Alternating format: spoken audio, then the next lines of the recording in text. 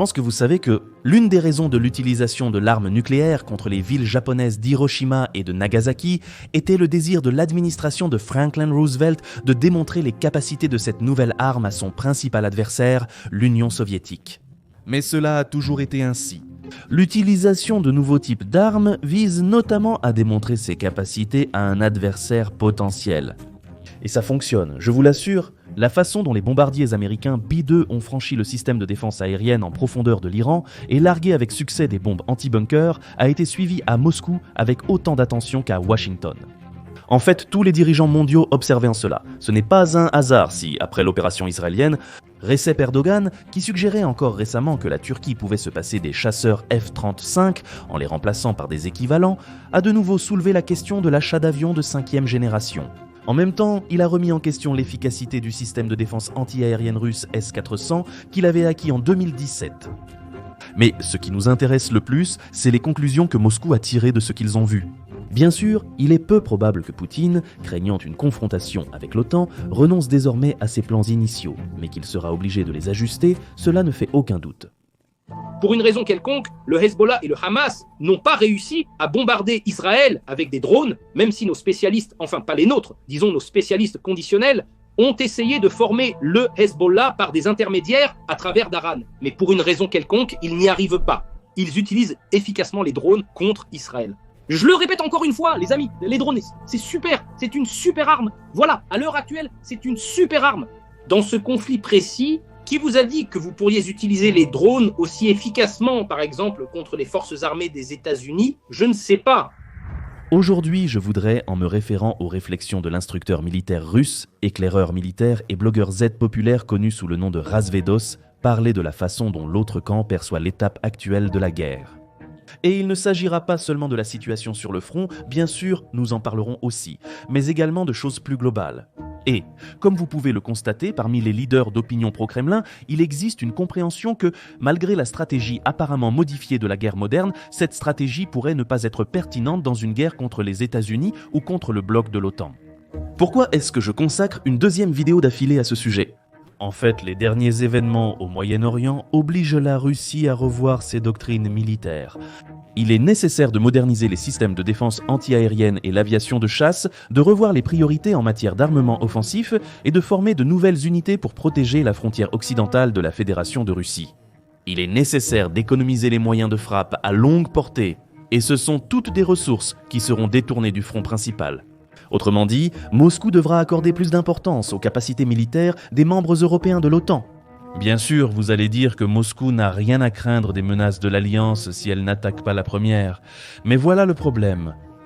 L'affrontement avec l'Alliance Nord-Atlantique a déjà commencé, et il ne faut pas penser qu'un conflit entre États implique nécessairement des opérations terrestres interarmes. Le 15 mai, l'Estonie a tenté d'intercepter un pétrolier de la flotte fantôme russe, ce à quoi les forces aérospatiales russes ont réagi en envoyant un chasseur dans les airs. Le 18 mai, c'est la Russie qui a intercepté un pétrolier grec après son départ du port estonien. Mais si les forces navales des pays baltes, disons-le ainsi, sont limitées dans leurs actions, alors la Suède, qui a annoncé qu'à partir du 1er juillet 2025, elle procédera à l'inspection des pétroliers fantômes traversant la mer Baltique, dispose de capacités maritimes bien plus impressionnantes. Si l'on compare la marine suédoise et la flotte russe de la Baltique, on peut constater que les forces sont au moins équivalentes. Quoi qu'il en soit, Moscou prend très au sérieux les menaces de la part de Stockholm et a déjà commencé à escorter ses navires sous sanction à l'aide de corvettes militaires de type Steregushchi. Et en réalité, c'est une situation assez explosive. La Russie, qui exporte jusqu'à 60% de tous ses produits pétroliers depuis les ports baltes, ne peut pas se permettre de perdre cette voie logistique essentielle. Dans le même temps, le droit maritime permet à un État d'inspecter les navires sans signe distinctif dans sa zone économique exclusive. Voici un casus belli probable pouvant mener à une escalade. Donc, que la Russie se prépare ou non à envahir l'un des pays de l'OTAN, Moscou devra de toute façon détourner des ressources du front principal. Et cela, disons-le ainsi, entrave la mise en œuvre de la stratégie principale du Kremlin envers l'Ukraine. Aujourd'hui, on ne peut atteindre ces objectifs que par des actions offensives décisives, en poussant ainsi l'adversaire, sinon d'un point de vue militaire, du moins d'un point de vue politique, dans une impasse. et en comptant sur le fait que, sous l'influence de la décision de sa propre population, du mécontentement de sa propre population, il acceptera de conclure avec nous un traité de paix d'une manière ou d'une autre, à nos conditions. Oui, comme nous l'avons dit à plusieurs reprises, à ce stade, la stratégie principale de la Russie est une guerre d'usure et une pression constante sur le front ukrainien. Parallèlement, comme mentionné précédemment, chaque mois apporte de nouveaux défis pour la Fédération de Russie, entraînant ainsi une hausse des coûts. Et que Moscou envisage ou non des plans d'invasion des pays de l'Alliance, mais aussi l'augmentation des dépenses de défense des membres de l'OTAN jusqu'à 5%, et la démonstration des capacités de l'aviation occidentale à percer la défense aérienne en profondeur, comme cela s'est produit en Iran, oblige la Russie à réagir et à disperser ses ressources. Par exemple, après l'adhésion de la Finlande à l'Alliance Atlantique, les troupes du district militaire de Saint-Pétersbourg ont été transférées en Ukraine. Autrement dit, il y a encore 2 ans, Moscou ne jugeait pas opportun de maintenir du personnel à la frontière finlandaise. Cependant, aujourd'hui, la situation a changé et la Russie déploie de nouvelles unités sur l'isthme de Carélie. Et on ne peut pas dire que ces troupes ne seraient pas utiles à la Russie en Ukraine en ce moment, mais il a été décidé de les maintenir à la frontière avec la Finlande. Puisqu'on ne peut pas qualifier cela de groupe d'invasion, cela ne peut avoir qu'une seule signification. Le Kremlin est conscient des risques d'un éventuel affrontement avec l'OTAN. Mais n'écrivez pas que ce genre de conflit dégénérera instantanément en échange de frappes nucléaires. La possession d'armes nucléaires par le Pakistan et l'Inde ne les a pas empêchés de s'affronter pendant 4 jours. Mais pourquoi je mentionne cela? Vous saisissez? L'un des éléments les plus importants de la stratégie russe d'épuisement de l'Ukraine est l'absence de bouleversement sur d'autres fronts. En somme, la Russie compte bombarder l'Ukraine, remplacer ses meilleurs soldats par des criminels et attendre la reddition de Kiev. Toutefois, comme l'illustrent les événements en mer Baltique, les menaces s'accroissent aussi graduellement pour Moscou. Et plus la guerre s'éternise, plus les coûts augmentent. Même cet idiot le plus stupide qui veut aller jusqu'à Odessa, il a déjà compris que prolonger ce conflit n'est pas dans l'intérêt de la Fédération de Russie, mais dans l'intérêt de l'Occident actif. Et très bientôt, nous verrons une nouvelle étape de la guerre russo-ukrainienne, qui aura un impact sérieux sur le mode de vie habituel de la population russe. Nous verrons probablement bientôt les premiers tirs de missiles balistiques ukrainiens sur le territoire russe. Comme mentionné, cela impactera inévitablement le trafic aérien de la Fédération de Russie, ce qui sera catastrophique pour un pays aussi vaste. Les mêmes aéroports de Moscou ont accueilli 75 millions de passagers en 2024. Mais de nombreuses personnes ont soulevé cette question dans les commentaires de la vidéo où nous en avons discuté. Mais la Russie pourra-t-elle continuer à faire fonctionner ce hub aérien si l'Ukraine obtient des missiles balistiques capables d'atteindre la capitale? Pourra-t-elle, comme avec les attaques de drones, simplement annoncer un plan de couverture? Analysons cela en détail. Dans l'une de mes vidéos exclusives pour les abonnés Patreon, les sponsors YouTube et la chaîne Telegram, Bit.ly+, j'ai expliqué ce que cela signifie lorsque les chaînes de surveillance ukrainiennes annoncent une menace d'attaque balistique. Cela signifie que le groupe satellitaire d'alerte précoce au lancement de missiles Space-Based Infrared System, à l'aide de capteurs orbites géostationnaires, a détecté la signature thermique de la flamme du moteur du missile. Cela permet de détecter le missile dès son lancement, et non seulement lorsqu'il est repéré par le radar. Cela donne aux opérateurs de précieuses minutes, voire des dizaines de secondes, qui permettent de préparer à l'avance le système de missiles anti-aériens au combat et d'atteindre la cible avec une plus grande précision. Jusqu'à récemment, la Russie avait un système d'alerte précoce par satellite nommé OKO, déployé à l'époque soviétique. En 2014, elle a été mise hors service et remplacée par le système EKS Kupol. Cependant, son efficacité reste sujette à caution. En fait, à l'origine, le système Kupol devait comprendre 10 satellites en orbite hautement elliptique, mais actuellement, il n'y en a que 4. Ivan Safronov, le journaliste accusé d'avoir transmis des informations sur les satellites militaires russes aux services de renseignement occidentaux, fut le premier à écrire sur les failles du projet. Mais Safronov affirmait que le projet Kupol était coûteux et inefficace, servant à détourner des fonds publics. De plus, il faut prendre en compte que les forces de défense ukrainiennes ont endommagé la partie terrestre du système Kupol, qui comprend des radars tels que Voronezh M et Voronezh DM, ainsi que le radar Container. C'est pourquoi, même si la distance entre la frontière ukrainienne et la capitale russe est 2 fois plus grande que celle entre la frontière russe et Kiev. Et il faudra environ 5 minutes au missile OTRK Sapsan pour atteindre Moscou. Il est extrêmement peu probable que la Russie puisse maintenir le volume du trafic aérien au même niveau qu'auparavant. Ainsi, la Russie devra soit fermer régulièrement d'importants aéroports civils, soit fermer complètement l'espace aérien près de l'Ukraine. Mais ce n'est pas pour cela que je vous ai parlé de la vulnérabilité du système d'alerte précoce contre les missiles russes. En fait, si la Fédération de Russie continue d'escalader la guerre, si, comme l'affirment les services de renseignement occidentaux, Moscou envisage d'envahir les pays baltes, elle devra corriger cette lacune.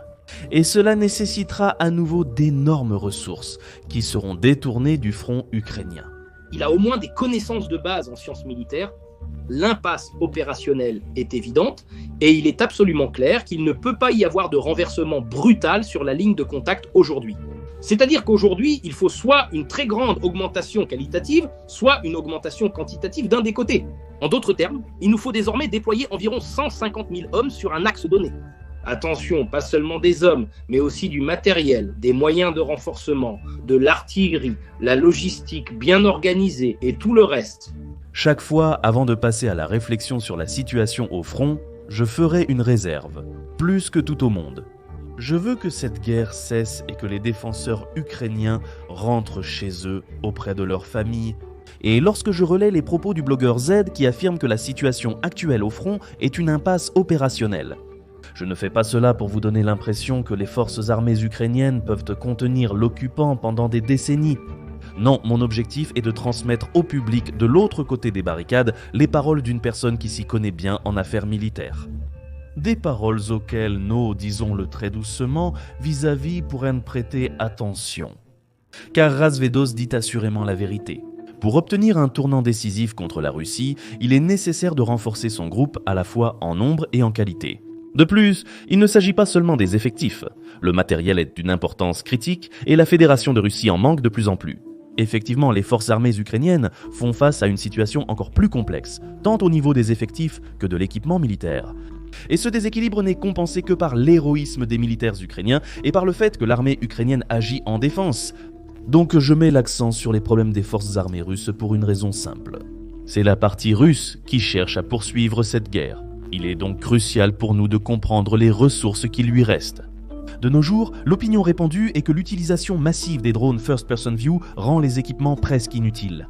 En fait, c'est plutôt la tactique d'utilisation du son qui a évolué, et non le son en lui-même.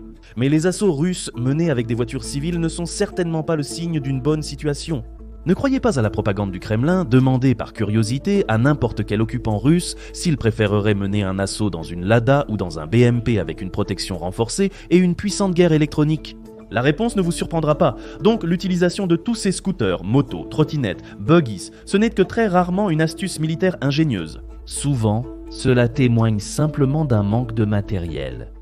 En fait, si l'on analyse le nombre de pertes de matériel par année, on peut voir que les forces armées russes en 2025 perdent de moins de véhicules blindés de combat qu'en 2024, mais plus qu'en 2023.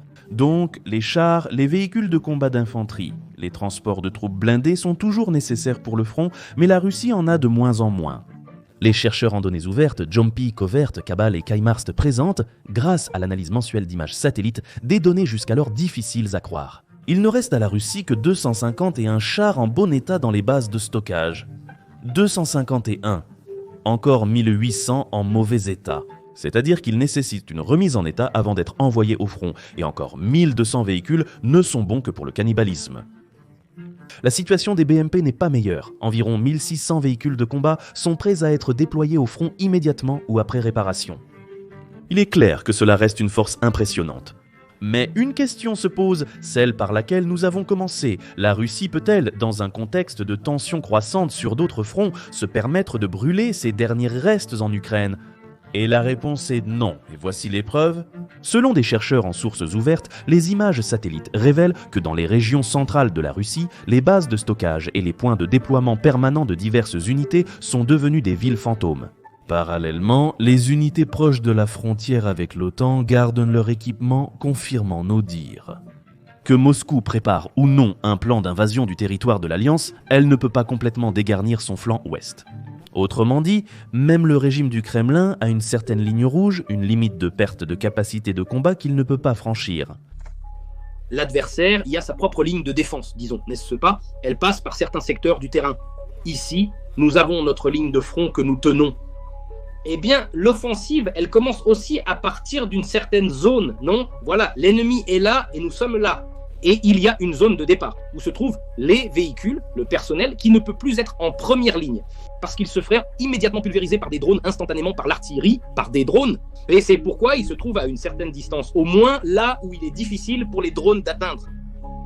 Donc, pour que nous puissions lancer une percée, une attaque, et on ne peut pas vraiment appeler ça une offensive, bien sûr, sur Telegram on appelle ça une offensive, mais ça ne peut pas être considéré comme une offensive, même plus court, une attaque. Pour commencer, notre unité doit se déplacer de la zone de départ jusqu'à nos positions avancées, et à partir de nos positions avancées, commencer, disons, la percée. Donc, très souvent, les unités n'atteignent même pas nos positions depuis la zone de départ. Pas les positions ennemies, mais nos propres positions. Ils n'y arrivent pas. Bien sûr, on se souvient tout de suite des paroles de Medinsky selon lesquelles la Russie est prête à faire la guerre encore 20 ans. Faire la guerre, elle peut, mais attaquer avec la même intensité, c'est peu probable. Tout simplement, le matériel va s'épuiser avant. Mais en plus du manque d'armes lourdes, d'autres problèmes vont commencer à apparaître. Nous n'avons évoqué que quelques points, la balistique ukrainienne qui causera bientôt des dégâts économiques irréversibles et les tensions croissantes avec l'OTAN forçant Moscou à disperser ses ressources. Tenez, $1 milliard a été alloué du budget de l'État russe pour l'agrandissement de l'usine aéronautique de Kazan, qui se spécialise dans la modernisation des avions de l'aviation stratégique. Vous réalisez que cette décision ne résulte pas d'un manque de bombardiers stratégiques russes pour cibler les grandes mers ukrainiennes.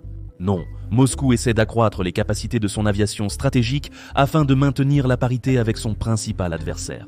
En bref, les forces armées russes peuvent-elles mener une guerre pendant 20 ans ? Probablement, elles le peuvent.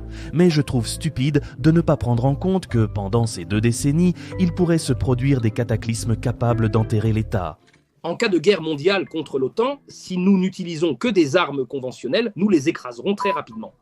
Ça fait 4 ans qu'on se bat contre l'Ukraine, bordel. Vous comprenez combien d'armes ont été livrées à l'Ukraine et combien il y a de types et de sortes d'armements partout. La Corée du Nord, rien que la Corée du Nord, nous a livré plus d'obus que toute l'OTAN n'en a livré à l'Ukraine. Je vous révèle un secret, la Corée du Nord nous a fourni plus d'obus que l'ensemble de l'OTAN à l'Ukraine. Vladimir Poutine, en annonçant le 24 février 2022 le début de l'opération militaire spéciale, comptait répéter le blitzkrieg américain en Irak.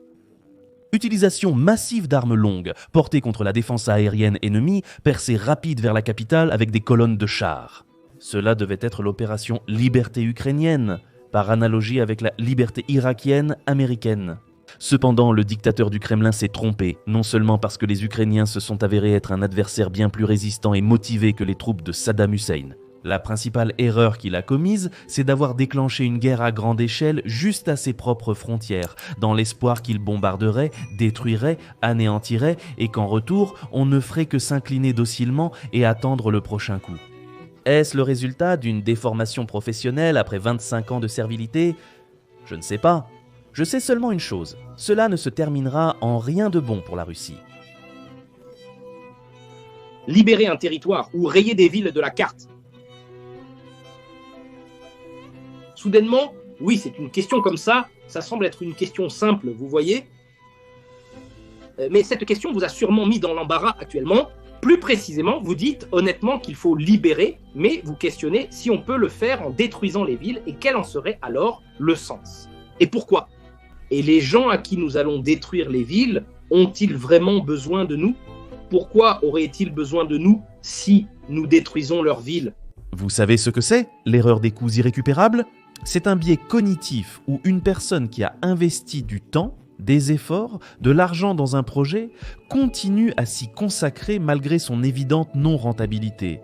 Guidé par la pensée « j'ai déjà tant investi, je ne peux pas abandonner ». Cette position empêche de prendre une décision rationnelle et de réaffecter les ressources vers des directions plus prometteuses. Actuellement, la majorité des citoyens de la Fédération de Russie vit dans une telle erreur cognitive. La guerre en Ukraine est déjà perdue depuis longtemps pour les Russes, et plus ils exigent sa poursuite, plus ils subiront de pertes. Et on pourrait dire, eh bien c'est bien fait pour eux. On pourrait, si la soif de sang de l'électorat de Poutine ne s'étendait pas au-delà des frontières de la Russie.